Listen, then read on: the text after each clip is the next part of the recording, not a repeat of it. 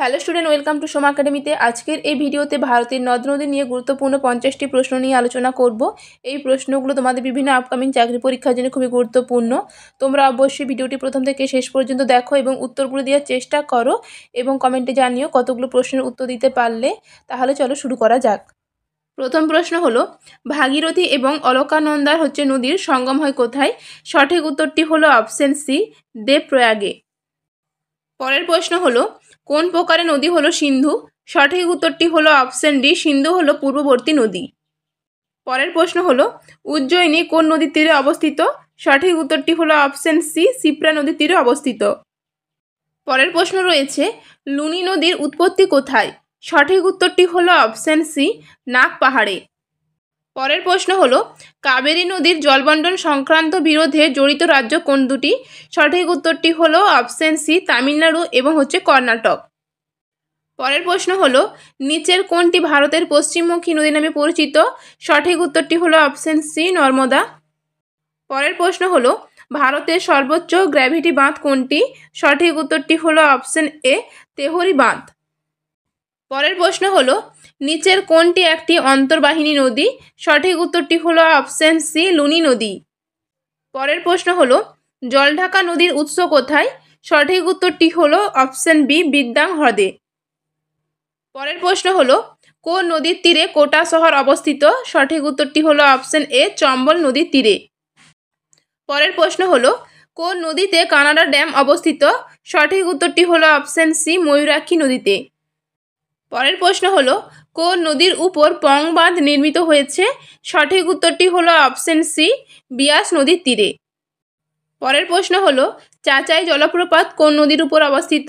সঠিক উত্তরটি হলো অপশন ডি, বিহাত নদীর উপর। পরের প্রশ্ন হলো, সাতলেজ বা শতদ্রু নদী নিম্নলিখিত নদীগুলির কোনটির একটি উপনদী? সঠিক উত্তরটি হলো অপশন এ, সিন্ধু নদীর উপনদী। পরের প্রশ্ন হলো, কোন নদীতে নাগার্জুন সাগর প্রকল্প অবস্থিত? সঠিক উত্তরটি হলো অপশন বি, কৃষ্ণা নদীতে। পরের প্রশ্ন হলো, মাজুলি দ্বীপ কোথায় অবস্থিত? সঠিক উত্তরটি হলো অপশন সি, আসামের ব্রহ্মপুত্র নদীতে। পরের প্রশ্ন হলো, কোন নদীটি পশ্চিমবঙ্গ এবং আসাম রাজ্যকে পৃথক করেছে? সঠিক উত্তরটি হলো অপশন সি, সংকোচ। পরের প্রশ্ন হলো, ভারত বাংলাদেশের জলবন্টন সংক্রান্ত বিতর্কের কেন্দ্রবিন্দুতে রয়েছে কোন ব্যারেজ? সঠিক উত্তরটি হলো অপশন ডি, ফারাক্কা ব্যারেজ। পরের প্রশ্ন হলো, সারাবতী জলবিদ্যুৎ প্রকল্প কোন রাজ্যে অবস্থিত? সঠিক উত্তরটি হলো অপশন ডি, কর্ণাটকে।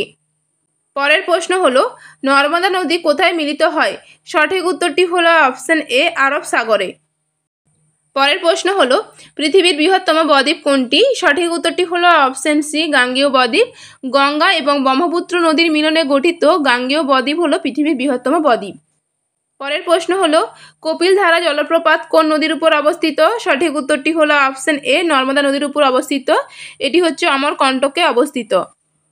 পরের প্রশ্ন হলো, নিচের কোন দুটি রাজ্যের মধ্যে কাবেরী নদীর জলের জন্য বিরোধ? সঠিক উত্তরটি হলো অপশন এ, কর্ণাটক এবং তামিলনাড়ু। পরের প্রশ্ন হলো, গঙ্গা নদী কিভাবে সমুদ্রে পতিত হয়? সঠিক উত্তরটি হলো অপশন ডি, বদ্বীপ গঠন করে। পরের প্রশ্ন হলো, ভাগরা নাঙ্গাল বাঁধ কোন নদীর উপর অবস্থিত? সঠিক উত্তরটি হলো অপশন সি, শতদ্রু নদীর উপর অবস্থিত।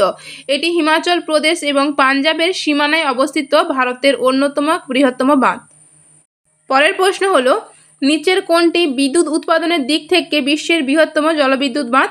সঠিক উত্তরটি হলো অপশন সি, 3 গিরি সংকটের বাঁধ।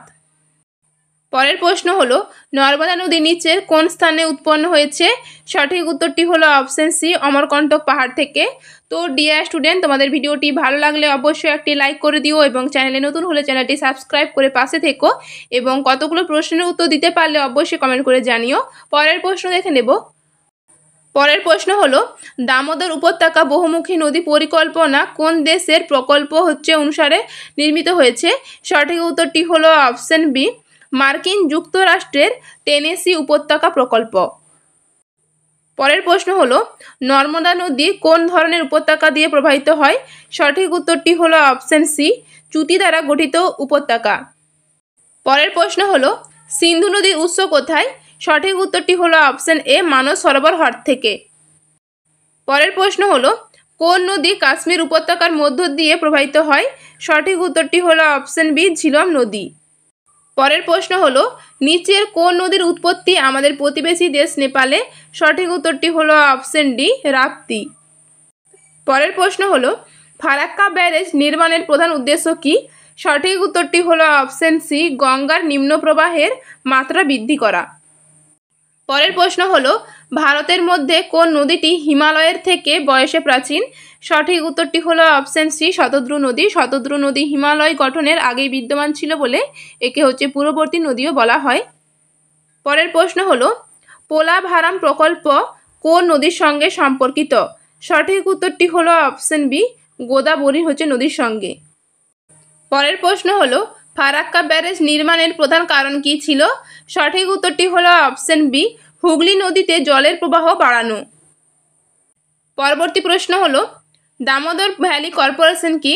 সঠিক উত্তরটি হলো অপশন ডি, কেন্দ্রীয় ও পশ্চিমবঙ্গ এবং ঝাড়খণ্ড সরকারের যৌথ সংস্থা। পরের প্রশ্ন হলো চিল্কা হ্রদ কী ধরনের হ্রদ? সঠিক উত্তরটি হলো অপশন ডি, নোনা জলের হ্রদ। পরের প্রশ্ন হলো বিকানের খাল কোন নদী থেকে শুরু হয়েছে? সঠিক উত্তরটি হলো অপশন বি, শতদ্রু নদী থেকে। পরের প্রশ্ন হলো সোমালিসা বাঁধ ভারতের কোন রাজ্যে অবস্থিত? সঠিক উত্তরটি হলো অপশন সি, অন্ধ্রপ্রদেশে। পরের প্রশ্ন হলো মুলামুথা নদীর তীরে কোন শহর অবস্থিত? সঠিক উত্তরটি হলো অপশন বি, পুনে। পরের প্রশ্ন হলো কিরু জলবিদ্যুৎ প্রকল্প কোথায় অবস্থিত? সঠিক উত্তরটি হলো অপশন সি, জম্মু ও কাশ্মীরে। পরের প্রশ্ন হলো তিলপাড়া ব্যারেজ কোন নদীর উপর অবস্থিত? সঠিক উত্তরটি হলো অপশন বি, ময়ূরাক্ষী নদীর উপর অবস্থিত। পরের প্রশ্ন হলো ব্রহ্মপুত্র নদীর উৎস কোথায়? সঠিক উত্তরটি হলো অপশন সি, কৈলাস রেঞ্জের চেমাইংডং হিমবাহ থেকে। এই ব্রহ্মপুত্র নদী তিব্বতে সাংপো নামেও পরিচিত। পরের প্রশ্ন হলো ভারতের দ্বিতীয় দীর্ঘতম নদী অববাহিকা কোনটি? সঠিক উত্তরটি হলো অপশন সি, গোদাবরী অববাহিকা।